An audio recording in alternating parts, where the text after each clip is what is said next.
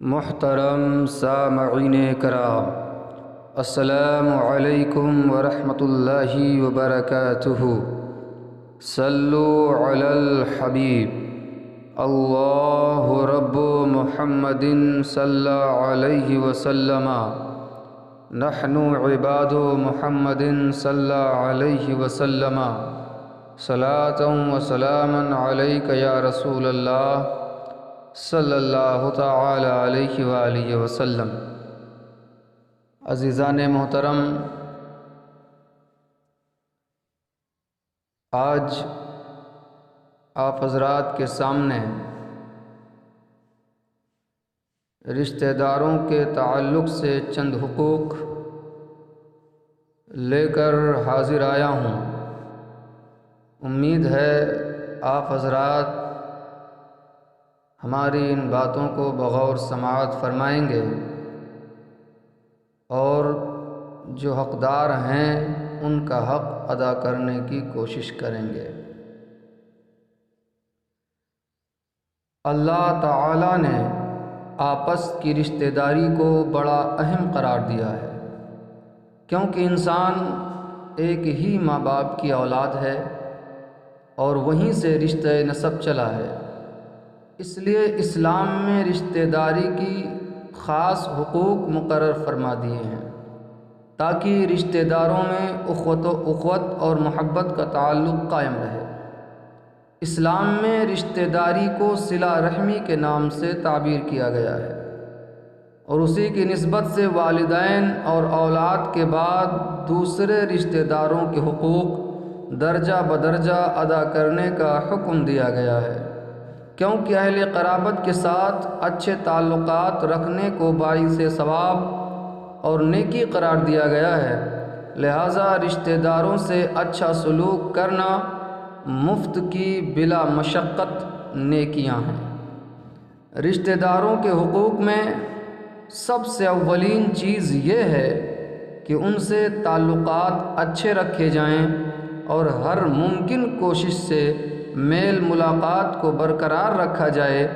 اگر آپ صاحب ثروت ہوں تو بوقت ضرورت غریب رشتہ داروں کی مالی مدد کرنی چاہیے، بیماری کی حالت میں خبر گیری کرنی چاہیے، غمی خوشی کے مواقع پر رشتہ داروں کو اپنے دکھ سکھ میں شامل کرنا چاہیے، ترکہ یعنی وراثت میں رشتہ داروں کو ان کا جائز حق دینا چاہیے۔ غرضے کی ہر لحاظ سے رشتہ داری کے معاملات میں ایک دوسرے کے ساتھ شامل رہنا چاہیے۔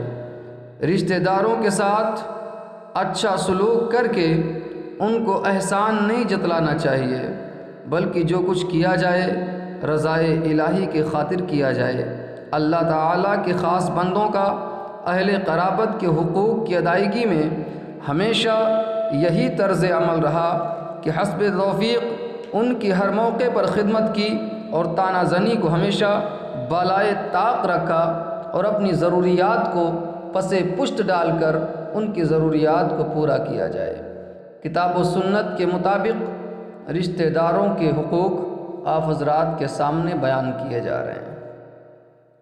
ارشاد باری تعالی ہے کہ رشتہ داروں کے ساتھ احسان کرو، یعنی ان سے زندگی کے معاملات اور میل جول میں اچھا رویہ اختیار کیا جائے اور ان کے ساتھ بھلائی کی جائے۔ اگر کسی رشتہ دار کو آپ سے کوئی کام پڑ جائے تو اسے کرنے کی کوشش کی جائے۔ رشتہ داروں کے ساتھ احسان کرنا از روئے حکم خداوندی ان کا حق ہے۔ قرآن پاک میں اس کی یوں تاکید فرمائی گئی ہے، سورہ بقرہ آیت نمبر 83 ہے، اور والدین کے ساتھ احسان کرو اور رشتہ داروں، یتیموں اور مسکینوں سے بھی احسان کرو اور لوگوں سے اچھی بات کہو اور نماز قائم کرو اور زکوٰۃ دو۔ پھر تم اس عہد سے پھر گئے مگر تم میں سے تھوڑے قائم رہے اور یہ کہ تم پھر جانے والے تھے۔ اس آیت میں رشتہ داروں سے احسان کی اہمیت واضح کرتے ہوئے یہ بیان کیا گیا ہے کہ رشتہ داروں کے ساتھ حسن سلوک ان اہم مقامات میں سے ہے جن کا بنی اسرائیل سے بھی عہد لیا گیا۔ اسی بات یعنی رشتہ داروں سے احسان کے بارے میں اللہ تعالیٰ نے ایک اور مقام پر یوں ارشاد فرمایا، اللہ ہی کی عبادت کرو اور کسی چیز کو اس کا شریک نہ بناؤ، اور ماں باپ اور قرابت داروں کے ساتھ احسان کرو۔ اللہ تعالیٰ پر کامل ایمان لانے اور اس کی عبادت کرنے اور ماں باپ کے ساتھ نیک سلوک کرنے کے بعد سب سے اہم چیز رشتہ داروں کے ساتھ احسان کرنا ہے۔ مزید ارشاد باری تعالیٰ ہے، بے شک اللہ انصاف کرنے، احسان کرنے اور رشتہ داروں کے حقوق ادا کرنے کا حکم دیتا ہے، بے حیائی اور برے کاموں اور سرکشی سے منع فرماتا ہے، تمہیں وعظ کرتا ہے تاکہ تمہیں نصیحت حاصل ہو۔ فرمایا گیا ہے کہ رشتہ داروں کے ساتھ اچھا برتاؤ کرو، ان کی خوشی اور غمی میں شریک حال رہو، اور شرعی تقاضوں کے مطابق ان کی حمایت اور مدد کرتے رہو۔ تکالیف اور تنگی کے اوقات میں ان کے ساتھ رواداری اور خوش خلقی سے پیش آؤ۔ اگر کسی رشتہ دار سے کبھی زیادتی کی بات ہو جائے تو اس سے درگزر کرو، اور رشتہ داروں سے احسان کے بارے میں حضور صلی اللہ علیہ وسلم کی ایک حدیث پاک یہ ہے، مسلم شریف کی حدیث پاک ہے، حضرت ابو ہریرہ رضی اللہ تعالیٰ عنہ سے روایت ہے کہ ایک آدمی عرض گزار ہوا، یا رسول اللہ، میرے کچھ رشتہ دار ہیں کہ میں ان سے جوڑتا ہوں لیکن وہ مجھ سے توڑتے ہیں، میں ان کے ساتھ نیکی کرتا ہوں اور وہ میرے ساتھ برائی کرتے ہیں، میں ان کے ساتھ بردباری سے پیش آتا ہوں اور وہ میرے ساتھ جہالت سے۔ فرمایا، اگر یہی بات ہے جو تم نے بیان کی تو تم ان کا منہ بھوبل سے بھرتے ہو، جب تک تم اسی طریقے پر کاربند رہو گے تو اللہ تعالیٰ تمہاری برابر مدد فرماتا رہے گا۔ اے دوست، رشتہ داروں کی خدمت کر، دکھ درد میں ان کے کام آ، اپنی زبان کو خاموش رکھ، ان کے طعنوں پر صبر کر، ان سے ملنے والی اذیتوں کا بدلہ احسان سے چکا۔ غرضے کی رشتہ داروں سے جو بھی دکھ ملتا ہے اسے اللہ کی رضا سمجھتے ہوئے برداشت کر، پھر خدا کا انعام دیکھ کہ وہ تیری دنیا اور آخرت سنوار دے گا۔ مگر یاد رکھ کہ صرف اور صرف اللہ کی محبت کے لیے دکھ سہنے سیکھ لے، اللہ کی رضا کے لیے، اللہ کی خوشی کے لیے اگر دکھ سہنا سیکھ لو گے تو دنیا بھی آباد ہو جائے گی، آخرت بھی آباد ہو جائے گی۔ اللہ تعالیٰ کو یہی پسند ہے کہ عزیز و اقارب کی عزت کی جائے اور ان کے ساتھ ہمدردی اور شفقت کا رویہ اپنایا جائے، غرضے کہ ان سے حسن سلوک کیا جائے، جیسا کہ اللہ تعالیٰ نے فرمایا، اے نبی آپ کہہ دیجئے کہ میں تم میں سے کوئی مزدوری نہیں مانگتا، اے نبی آپ کہہ دیجئے کہ میں تم سے کوئی مزدوری نہیں مانگتا، البتہ یہ چاہتا ہوں کہ تم رشتہ داری کی محبت کو قائم رکھو، رشتہ داری کی محبت کو قائم رکھو۔ اس آیت سے معلوم ہوا کہ قرابت کو بہت اہمیت ہے کہ رسول اللہ صلی اللہ علیہ وسلم اپنی تمام کاوشوں اور تکلیفوں کا جو تبلیغ دین میں آپ کو پیش آئیں اس کا آپ نے بدلہ نہ مانگا، البتہ اس کے بدلے میں یہ خواہش کی کہ آپس میں رشتہ داروں اور قرابت داروں کا حق ادا کرو اور ان سے لطف و محبت سے پیش آؤ، یعنی مصیبت اور پریشانی کے وقت رشتہ داروں کی ہر طرح سے دلجوئی کی جائے، اگر کوئی احسان کرے تو اسے نہ جتائے۔ فرمان خداوندی ہے، اے لوگوں اپنے رب سے ڈرو جس نے تمہیں ایک جان سے پیدا کیا ہے اور اسی میں سے اس کا جوڑا بنایا اور دونوں کے ذریعے بہت سے مرد اور عورتیں پھیلا دیں، اور اللہ سے ڈرو جس کے واسطے سے تم سوال کرتے ہو، اور رشتہ داروں کے حقوق کا خیال رکھو، بے شک اللہ تم پر نگرانی کر رہا ہے۔ اللہ تعالیٰ نے اپنے اس فرمان میں قریبی رشتہ داروں سے حسن سلوک کا حکم دیا ہے، اور رحم کے رشتوں سے مراد قریبی عزیز و اقارب ہیں، لہٰذا ان سے اچھا سلوک کرنا انتہائی اچھا عمل ہے جو اللہ تعالیٰ کو بہت پسند ہے۔ اس لیے رشتہ داروں سے کبھی بھی بدسلوکی نہ کی جائے، اس سے ہمیشہ بچنے کی کوشش کرنی چاہیے۔ حسن سلوک کے بارے میں حضور صلی اللہ علیہ وسلم کی چند احادیث مبارکہ آپ حضرات کے سامنے بیان کرنے کی کوشش کر رہا ہوں۔ ترمذی شریف اور ابو داؤد شریف کی حدیث پاک ہے، حضرت بحیث بن حکیم ان کے والد ان کے جد امجد کا بیان ہے کہ میں نے کہا، یا رسول اللہ میں کس کے ساتھ نیکی کروں؟ فرمایا کہ اپنی ماں کے ساتھ۔ میں عرض گزار ہوا کہ پھر؟ فرمایا کہ اپنی ماں کے ساتھ۔ عرض گزار ہوا کہ پھر؟ فرمایا کہ اپنی ماں کے ساتھ۔ عرض گزار ہوا کہ پھر فرمایا کہ اپنے باپ کے ساتھ پھر جو زیادہ قریبی رشتہ دار ہو۔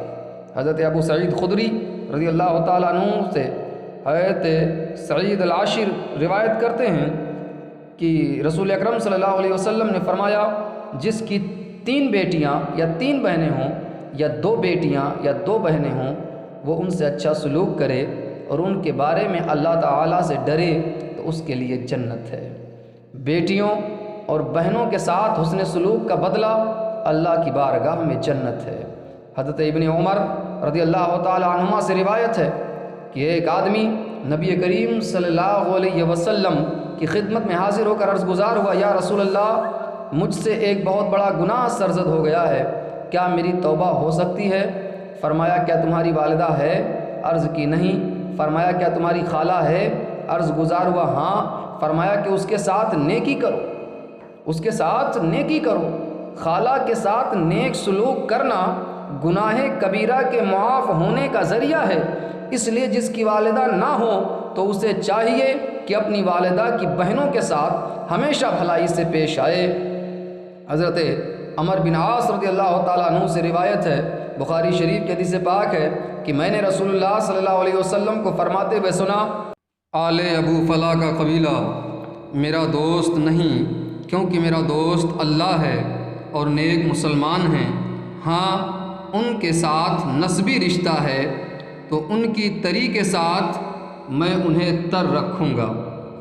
نسبی رشتے قریبی عزیز و اقارب میں شمار ہوتے ہیں، لہٰذا ان سے ہمیشہ ہمدردی اور نرمی سے پیش آنا چاہیے۔ حضرت سعید بن عاص رضی اللہ تعالیٰ عنہ سے روایت کہ رسول اللہ صلی اللہ علیہ وسلم نے فرمایا کہ بڑے بھائی کا اپنے چھوٹے بھائیوں پر ایسا حق ہے جیسا باپ کا اپنے بیٹوں پر حق ہے۔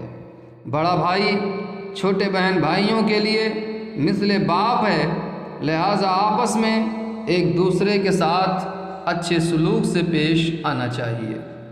عزت اور دولت کا ملنا اللہ تعالیٰ کی خصوصی نعمتوں میں سے ہے، لہٰذا اللہ تعالیٰ نے جن لوگوں کو مالی لحاظ سے امارت عطا فرمائی ہو ان کے لیے ضروری ہے کہ وہ اللہ تعالیٰ کے عطا کردہ مال کو اللہ تعالیٰ کی رضا کے لیے خرچ کریں۔ اس کی بہترین صورت غریب اور محتاج رشتہ داروں کی مالی معاونت ہے، کیونکہ بعض لوگوں کے رشتہ دار غریب اور سفید پوش ہوتے ہیں، لہذا خفیہ طریقے سے ایسے رشتہ داروں کی مالی مدد کرنا بہت ہی افضل ہے اور اس کا بڑا ثواب ہے۔ اس کے بارے میں اللہ تعالیٰ نے فرمایا، آپ سے سوال کرتے ہیں کہ کیا خرچ کریں؟ فرما دیجئے کہ جو خرچ کرو اس میں والدین، رشتہ دار، یتامہ اور مساکین اور مسافروں کی بہتری کو مد نظر رکھو۔ جو نیکی تم کرو گے تو اللہ تعالیٰ اسے خوب جانتا ہے۔ ایک اور مقام پر ارشاد فرمایا، اور تم میں سے مال و دولت میں وسعت والے یہ قسم نہ کھائیں کہ وہ رشتہ داروں اور مسکینوں اور اللہ کی راہ میں ہجرت کرنے والوں کو نہ دیں گے، بلکہ معاف کر دیں اور درگزر فرمائیں۔ کیا تم یہ نہیں چاہتے کہ اللہ تعالیٰ تمہیں بخش دے، اور اللہ بخشنے والا رحم والا ہے۔ تم میں سے جو کشادہ روزی والے صاحب دولت ہیں، صدقہ اور احسان کرنے والے ہیں، انہیں اس بات کی قسم نہ کھانی چاہیے کہ وہ اپنے قرابت داروں کو، مسکینوں کو، مہاجروں کو کچھ دیں گے ہی نہیں۔ اس طرح انہیں متوجہ فرما کر پھر اور نرم کرنے کے لیے فرمایا کہ ان کی طرف سے کوئی قصور بھی سرزد ہو گیا ہو تو انہیں معاف کر دینا چاہیے، ان سے کوئی برائی یا ایذا پہنچی ہو تو ان سے درگزر کر لینا چاہیے۔ یہ بھی اللہ تعالیٰ کا حلم و کرم اور لطف و رحم ہے کہ وہ اپنے نیک بندوں کو بھلائی ہی کا حکم دیتا ہے۔ مالی امداد کی کئی صورتیں ہیں۔ ایک صورت تو یہ ہے کہ اگر کسی رشتہ دار کی مالی وسائل کمزور ہیں اور اس کا ذریعہ معاش مستحکم نہیں تو آپ اس کی مدد کر کے اس کا ذریعہ معاش مستحکم کر سکتے ہیں۔ دوسری صورت یہ ہے کہ اگر کسی رشتہ دار کو قرض کی ضرورت پیش آ جائے اور آپ اسے قرض دے سکتے ہوں تو اسے ضرور قرض دیں۔ تیسری صورت یہ بھی ہے کہ اگر کوئی رشتہ دار طویل عرصے تک بیمار ہو گیا ہے اور اس کا ذریعہ معاش نہیں رہا تو اگر آپ اس کی ماہوار مالی امداد کر سکتے ہیں تو کریں۔ مالی امداد کی ایک صورت یہ بھی ہے کہ اگر کسی رشتہ دار کی بیٹی کی شادی ہونے والی ہو تو اس میں مالی امداد کر سکتے ہیں۔ حضور صلی اللہ علیہ وسلم نے بھی رشتہ داروں کی مالی معاونت کی تاکید فرمائی ہے۔ حضرت ابو ہریرہ رضی اللہ تعالیٰ عنہ سے روایت ہے کہ ایک شخص نے رسول اللہ صلی اللہ علیہ وسلم کی خدمت میں حاضر ہو کر عرض کیا کہ میرے پاس کچھ دینار ہیں، میں اس کا کیا کروں؟ تو آپ نے فرمایا اسے اپنے اوپر خرچ کرو۔ تو اس نے کہا ایک دینار اور بھی ہے، تو آپ نے فرمایا اپنی اولاد پر خرچ کرو۔ سائل نے کہا ان 2 دیناروں کے علاوہ اور بھی ہے، تو آپ نے فرمایا کہ رشتہ داروں پر خرچ کرو۔ تو وہ کہنے لگا کہ ان 3 سے ایک اور زیادہ ہے، تو آپ نے فرمایا اس کو اپنے خادم پر خرچ کرو۔ یہ سن کر اس نے کہا کہ ایک اور بھی ہے، تب آپ نے فرمایا اب تمہیں اختیار ہے اور تم بہتر جان سکتے ہو، خرچ کی ابتدا اپنے اہل و عیال سے کرنی چاہیے۔ اگر ان کی ضروریات سے فالتو مال بچ جائے تو آپ پھر اسے اپنے عزیز و اقارب کی مالی ضروریات پوری کرنے کے لیے خرچ کر سکتے ہیں۔ اس کے بعد پھر بھی آپ کے پاس مال بچ جائے تو آپ اللہ کی راہ میں خرچ کر سکتے ہیں۔ غرضے کی پہلے ان لوگوں کا زیادہ حق ہے جن کی کفالت آپ کے ذمے ہے۔ حضرت انس رضی اللہ تعالیٰ عنہ روایت کرتے ہیں کہ مدینہ طیبہ میں جناب طلحہ کے پاس سب سے زیادہ کھجوریں تھیں اور جائیداد میں انہیں بیرحات والا باغ جو مسجد نبوی کے عین مقابل تھا بہت محبوب تھا۔ خود رسول خدا بھی اکثر اس باغ میں جا کر اس کا عمدہ پانی پیتے تھے۔